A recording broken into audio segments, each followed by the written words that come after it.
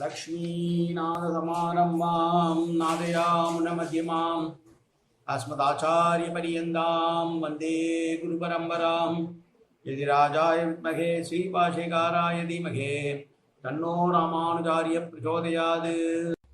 ஆழ்வார்கள் திருவடிகளே சரணம். எம்பெருமானார் திருவடிகளே சரணம்.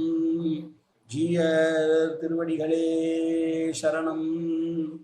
யோ நித்யமச்சுதபதாம் புஜயுக்மருக்ம व्यामोगदस्तदितरानगृणायमेने अस्मद्गुरोर्भगवतोऽस्य दयैक सिन्धो रामानुजस्य शरणं शरणं प्रपद्ये. நீரார் கடலும் நிலமும் முழுதுண்டு ஏலார் ஆலம் இளந்தளிர்மேல் துயிலந்தாய் சீரார் திருவேங்கட மாமலை மேய ஆறாமுதே அடியேர் கருளாயே. எல்லாம் வல்ல ஏழ்மலையான் பெருங்கருணையால் 4000 திவ்ய பிரபந்த பாசுர பதிவேற்றங்களின் வரிசையில் இன்றைக்கு 2748வது நாள் பாசுர பதிவேற்றம். நம்மாழ்வார் அவருடைய பெரிய திருவந்தாதி என்கிற பாசுரங்களை அனுபவித்து வருகிறோம். அதிலே இது 2வது பாசுரம். முதலிலே எம்பெருமானார் ராமானுஜர் அருளிய தனியன் முந்துற்ற நெஞ்சே முயற்றி தரித்து உரைத்து வந்தித்து வாயார வாழ்த்தியே சந்தம் குருகு கூறும் சோலை சூழ்மை போம் ஒரு நல் குருகூரன் மாறன் பெயர் கூறு என்பதாகும். 2வது பாசுரம் புகழ்வோம் பழிப்போம் புகழோம் பழியோம் இகழ்வோம் மதிப்போம் மதியோம் இகழோம் மற்று எங்கள் மால் செங்கன் மால் சீரல் நீ தீவினையோம் எங்கள் மால் கண்டாய் இவை. பெருமாளை பார்த்து பேசுகிறார். எம்பெருமானே, எங்கள் மீது தீராத ஆசை கொண்டிருப்பவனே, உன்னுடைய சில நல்ல குணங்களை கண்டு நாங்கள் போற்றி பழகுகிறோம். சில அவதாரங்களை நீ செய்திருக்கிற லீலைகளை கண்டு அவற்றை புகழாமலும் மாறாக பழித்தும் இழித்தும் பேசி வருகிறோம். உன்னை புகழ வேண்டும் என்று நினைத்து புகழத் தொடங்குகிற போது அதுவே உன்னை பழிப்பதாகவும் ஆகிவிடுகின்றது. என்ன செய்வேன்? உன்னை புகழாமல் இருக்க நினைக்கிறோம். நாங்கள் புகழ்ந்தாலும் பழித்தாலும் இகழ்ந்தாலும் மதித்தாலும் மதிக்காவிட்டாலும் எங்கள் மேல் நீ சீற்றம் கொள்ளாதே பெருமாளே. எங்களுடைய தீவனையின் பயன்தான் இப்போது அது போல வருகிறது. அதை அனுபவிக்கிறோம். இதற்கெல்லாம் காரணம் நாங்கள் உன் மீது வைத்திருக்கிற அளவற்ற மோகம்தான், வேறு அல்ல என்பதை நீ உணர்ந்திருக்கிறாய்.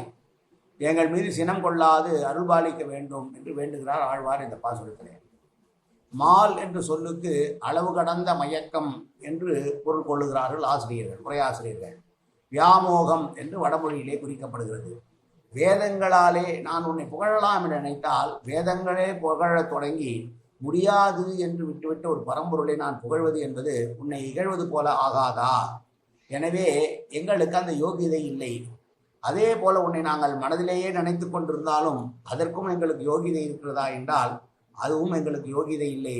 நாங்கள் அனுகூலம் ஏற்படும் போது உன்னை புகழ்வதும் எங்களுக்கு எதிர்ப்பாக இருக்கும் போது உன்னை இகழ்வதும் எம்பெருமானை பற்றி அறியாமல் இருப்பதும் உலக இயற்கையாக இருக்கிறது. எனவே நல்லது தீயது அறிய மாட்டாத நிலையில இருக்கிறோம். எவ்வாறு சொன்னாலும் உன்னிடம் நாங்கள் வைத்த மயக்கமே காரணம் என்பதை மட்டும் நீ கண்டால் போதும் என்று சொல்லுகிறார். புகழ்வாய் பழிப்பாய் நீ பூந்துராயாரனை இகழ்வாய் கருவாய் நெஞ்சே என்று நெஞ்சோடு கிளத்த பொய்யை ஆழ்வாரின் 73வது பாசுரத்தை இங்கே நம்ம பார்க்கலாம். நீ வெண்ணை திருடியதையும் மாவலியிடம் 3 அடி பெற்று தொழுது வாங்கியதும் வாலியை மறைந்திருந்து கொன்றதையும் உன்னை பற்றி புகழ்வதா நாங்கள் எழுவதா? அல்லது நீ கோவர்த்தனகிரியை தாங்கி பிடித்து ஆக்களையும் காப்பாற்றினாயே அதை புகழ்வதா? இரண்யகசுவை கொன்றாயே அதை புகழ்வதா? என்பெல்லாம் நாங்கள் உன்னை புகழ்வதும் இகழ்வதுமானது உன் மீது இருக்கிற அன்பின் காரணமாகவும் ஐக்கியத்தின் காரணமாகவே தவிர வேறல்ல என்கிறார் ஆழ்வார். இதையே பேசுகிற போது நற்பூவை பூவின்ற வண்ணன் புகழை நயப்பட நாவின் தொகை கிளவியுள் பொதிவோம் என்று ஒரு பாட்டிலே சொன்னார். நான் கவி பாட வேண்டும் என்று துவங்குகிறேன் என்று சொன்ன உடனேயே அவரே யோசிக்கிறார். நாம் கவி பாட வேண்டும் என்று தொடங்கினோனால் நம்ம இப்போது செய்கிற காரியம் என்ன என்று யோசிக்கிறார். எம்பெருமானை புகழ்வது என்கிற காரியத்தை நாம் எடுத்துக்கொண்டோம். ஆனால் ஆகா, இப்படி நமக்கு ஒரு மதிக்கேடு இருக்குமோ என்று தன்னுடைய புத்தியை பற்றி பேசுகிறார். எம்பெருமானை புகழ்வது என்பது நம்முடைய காரியமாகுமோ என்று கேட்டுவிட்டு சொல்கிறார், வேதங்களே புகழத் தொடங்கி முடியாது என்று மீண்ட விஷயத்தை நாம் எப்படி புகழ முடியும்? ஒருவனை புகழ்வதென்றால் அவனுடைய உள்ள குணங்கள் அனைத்தையும் ஒன்று விடாமல் சொல்லி தீர்த்து மேலேயும் சில குணங்களை அதிகப்படியாக சொல்லுவதுதான் புகழ்ச்சி என்பதாகும் போது எம்பெருமானிடத்து அதை செய்ய நம்மால் ஆகுமோ? சிற்றறிவு கொண்ட நாம் எப்படி அதை சொல்ல வல்லோம் என்று சொல்கிறார். கேழ்த்த சீர் அரண் முதலா கிளர் தெய்வமாய் கிளர்ந்து சூழ்த்தமரர் துதித்தால் உன் தொல்புகழ் மாசூனாதே. திருவாய்மொழியுடைய 3ஆம் பத்தில முதல் திருமணின் 7வது பாத்திரம். அறிவிற் சிறந்தனான அரண் புகழ்ந்தால் கூட அது பகவத் புகழத்துக்கு இகழ்ச்சியாக ஆகிவிடும் என்கிற போது நாங்கள் என்னுடைய இந்த ஊத்தை வாயால் சொல்கிற புகழ்ச்சி என்பது உன்னை புகழ்வதாக ஆகுமோ என்று கேட்டார். பகவானுடைய குணங்களை இந்த அர்ப்பன் பேசும்படியான அளவிலா இருக்கிறது என்று பலரும் நினைக்கக்கூடியதாகி முடியாததா? நான் புகழ்வதனால் என்னிடம் இருக்கக்கூடிய தீமையானது உண்மையில மேறிட்டு கொண்டு இவனெல்லாம் புகழ்கிற அளவுக்குத்தான் பகவானுக்கு புகழ் இருக்கிறதோ என்று சொல்லக்கூடாதா? சொல்லிவிட மாட்டார்களா என்று சொல்கிறார்.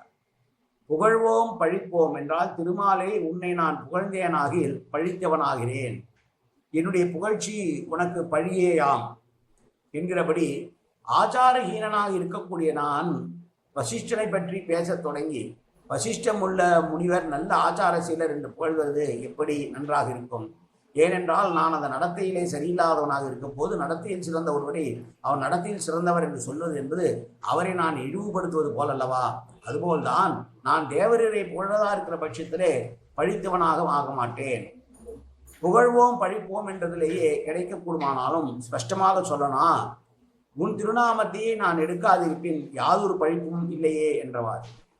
இகழ்வோம் மதிப்போம் என்பது மதிப்போம் மிகழ்வோம் என்று மாற்றி கூட சொல்லலாம். வாய்விட்டு புகழ்வதென்ற விஷயம் அப்படி கிடைக்கட்டும். தேவரீரை நாயினை நெஞ்சால் நினைப்பதாவது தகுதியோ என்று பார்த்தால் அதற்கும் யோகியது கிடையாது.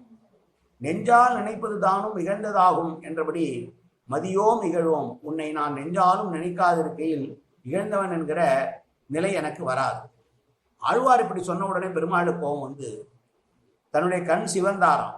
ஏனென்றால் திருநாவீருடைய பிரானாகி வாழ்வார் ஏதோ பாசுரம் சொல்வதாக தொடங்கினாரே, நல்லது, செவிக்கு இனிதாக தமிழ் பாசுரம் கேட்போம் என்று நான் மிக்க ஆசை கொண்டிருந்த எம்பெருமான்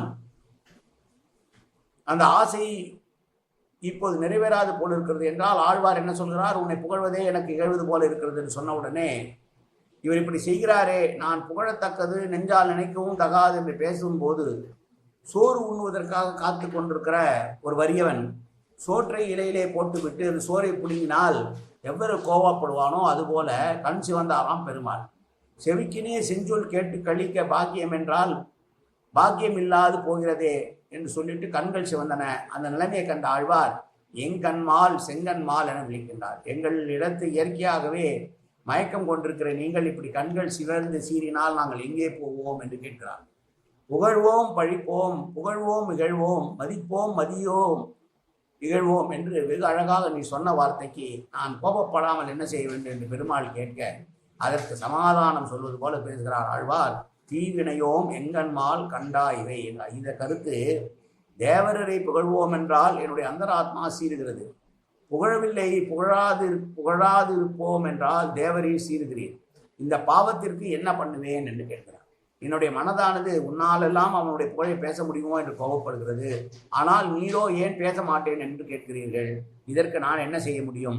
தேவரீரை பார்த்தால் நான் எழும்பவில்லை, உம்மை புகழாமல் இருக்க முடியவில்லை, ஆகையால் புகழவும் வேண்டியது இருக்கிறது, நாமோ புகழ்வதென்று பின்வாங்கவும் வேண்டியிருக்கிறது. இது என்னுடைய நிலை, இதை நான் என்ன செய்வேன்? எனவே பெருமாளே, உம்மை புகழ்வது என்பதோ இகழ்வது என்பதோ என்னுடைய நிலையில் பார்த்தால் அது சரியாக இல்லை, ஆனாலும் உம்மை தவிர எமக்கு வேறு கதி இல்லை, எம்மை ஆட்கொண்டருள வேண்டும் என்று விளைஞ்சுகிறார் இந்த பாசுரத்திலே. ஏனென்றால் மனிதனாக பிறந்தவனால் அவனை முழுமையாக புகழவும் முடியாது, அவனுக்கு இகழ்கிற யோசனையும் இருக்காது.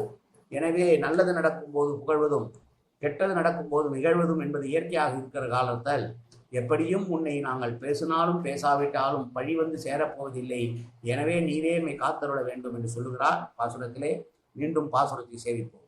புகழ்வோம் பழிப்போம், புகழோம் பழியோம், இகழ்வோம் மதிப்போம், மதியோம் இகழோம், மற்ற எங்கள் மால் செங்கன் மால் சீரல் நீ தீவினையோம் எங்கள் மால் கண்டாய் இவை ஆயன வாச்சா மனசேந்திரியவா அபியாத்தனாவா பிரகதேது சுபாவாது கரோமி எத்தது சகலம் பரஸ்மி ஸ்ரீமன் நாராயணாயேதி சமர்ப்பயாமி உடலாலும் உள்ளத்தாலும் வாக்காலும் சகல விதமான பாவங்களும் தோஷங்களும் நிறைந்ததாக உலகத்து இயல்பு இருந்த போதிலும் அடியேன் செய்கிற நல்வினையோ தீவினையோ அத்தனை உன்னுடைய கமலமலர் பாதங்களில் சமர்ப்பிக்கிறேன் கண்ணா, காத்தருவாய் கண்ணா, ஏற்றுக்கொள்வாய் கண்ணா, எப்போதும் திருநாமம் கண்ணா கண்ணா கண்ணா என்று என் நாவில் வருவது அருள்வாய் கண்ணா.